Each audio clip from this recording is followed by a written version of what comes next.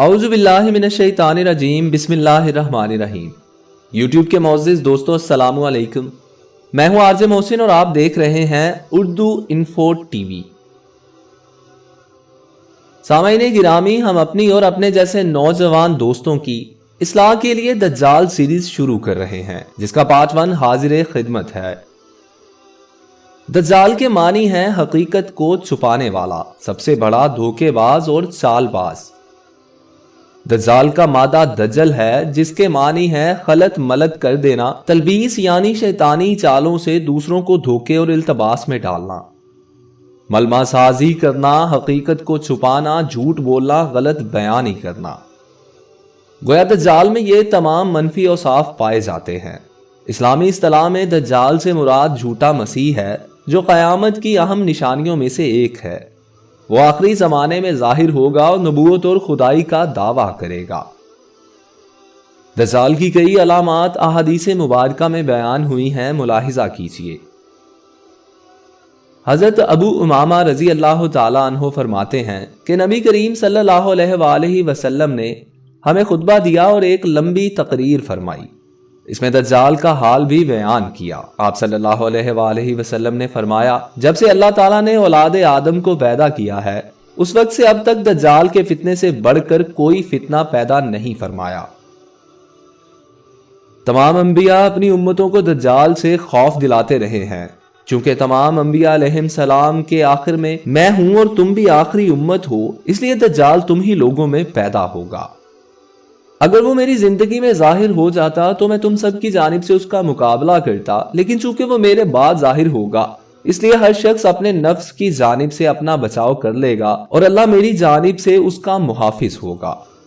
سنو، دجال شام و عراق کے مابین مقام خلا سے ہوگا اور اپنے دائیں بائیں ملکوں میں فساد پھیلائے گا۔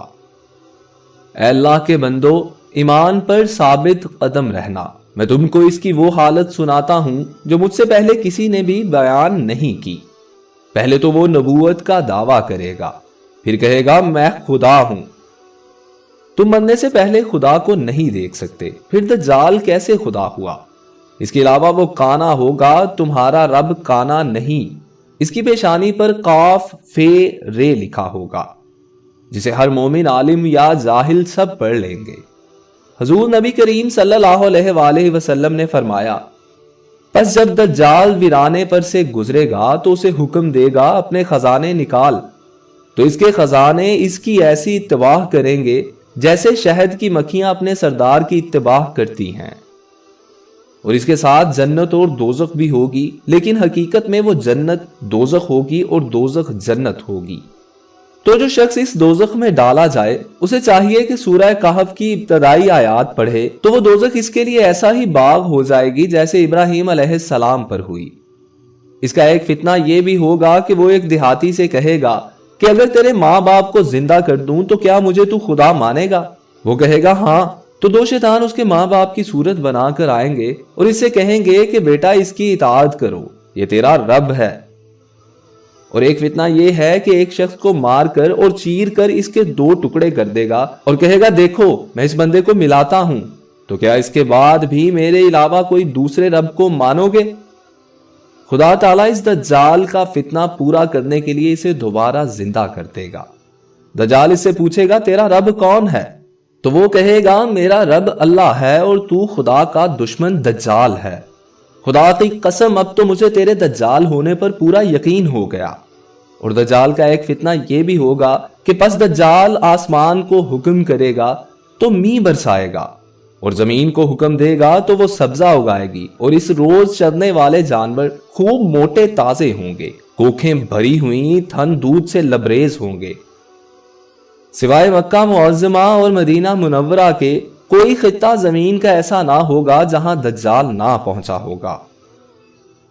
مکہ اور مدینہ میں داخل ہوتے وقت فرشتے اس کو ننگی تلواروں سے روکیں گے۔ دجال ایک چھوٹی سی سرخ پہاڑی کے قریب مقیم ہو جائے گا۔ حدیث پاک میں ہے کہ حضرت امام مہدی رضی اللہ تعالیٰ عنہ ملک کے بندوبست میں ہی مصروف ہوں گے کہ افواہ اڑے گی کہ دجال نے مسلمانوں پر تباہی ڈال دی ہے۔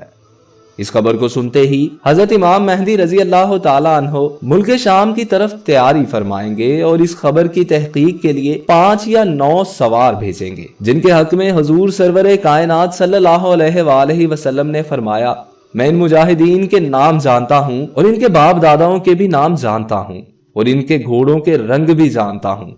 वो इस जमाने के रुए जमीन के आदमियों से बेहतर होंगे। वो दज्जाल को कहीं ना पाएंगे और वापस आकर हजरत इमाम मेहदी रजी अल्लाह ताला अन्हु को खबर देंगे कि ये अफवाह गलत है। और फिर कुछ दिन बाद दज्जाल जाहिर हो जाएगा।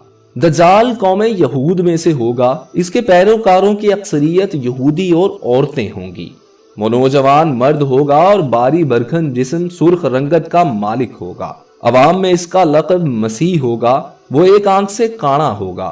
उसके बाल छोटे और घुंघराले होंगे। सवारी में एक बड़ा गधा होगा। औलन इसका ज़हूर मुल्क इराक और शाम के दरमियान से होगा, जहां नबूवत और रिसालत का दावा करता होगा। फिर वहां से अस्फहान चला जाएगा। यहां से उसके हमरा 70,000 यहूदी होंगे। यहीं से खुदाई का दावा करके चारों तरफ फसाद बर्पा करेगा और जमीन के अक्सर मुकामात पर गश्त करके लोगों से अपने आप को खुदा मनवाएगा। तो दोस्तों, पहले पार्ट के लिए इतना ही। इंशाल्लाह हम दूसरा पार्ट आप लोगों के लिए जल्द लेकर आ रहे हैं। अगर आप लोगों को हमारी वीडियो पसंद आई हो तो बराह करम वीडियो को लाइक कीजिए, शेयर कीजिए, हमारे चैनल को सब्सक्राइब करके साथ लगे बेल आइकॉन को प्रेस करके ऑल नोटिफिकेशंस ऑन कर लीजिए, ताकि हर नई आने वाली वीडियो बर वक्त आप तक पहुंच सके। तो फिर मिलेंगे पार्ट 2 के साथ। अल्लाह निगहबान।